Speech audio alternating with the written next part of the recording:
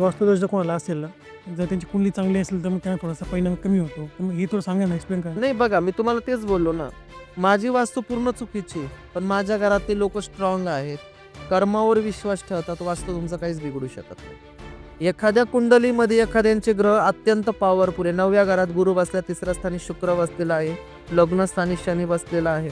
कुंभ राशीच्या लोकांना बऱ्यापैकी वास्तूचे त्रास असतात, पण त्यांचे व्हायब्रेशन त्यांना लागत नाही. पण तेच कर्क, सिंह, वृषभ यांना बऱ्यापैकी वास्तूचे दोष असतात, कारण की त्या राशीचा महिमाच तसा आहे. म्हणून प्रत्येकाने आपल्या कुंडलीनुसार काम करणं खूप गरजेचं असतं. आपली कुंडली एकदा ज्योतिषाकडे दाखवावी, त्याचे प्रिडिक्शन तुम्ही व्यवस्थित घ्यावे आणि प्रिडिक्शन घेतल्यानंतर तुमच्या ग्रहांवर तुम्ही योग्य पद्धतीने उपाय करावेत. आपली कुंडली जर बलवान असेल, मी म्हणतो ना, घरातला जर काम करणारा, घरातला मेन माणूस जर योग्य असेल तर त्याची प्रजा सगळी संस्कारित निघते. वा. पण घरातला जर दारुड्या असेल आणि तो जर वाईट वळणाकडे लागला असेल तर तुम्ही इथं कुठल्याही किंवा माझ्याकडनंही वनस्पतीशास्त्र शिकले तर त्यांना बापाचेच किंवा त्या घरातल्या मुख्य व्यक्तीचे संस्कार लागणार आहे.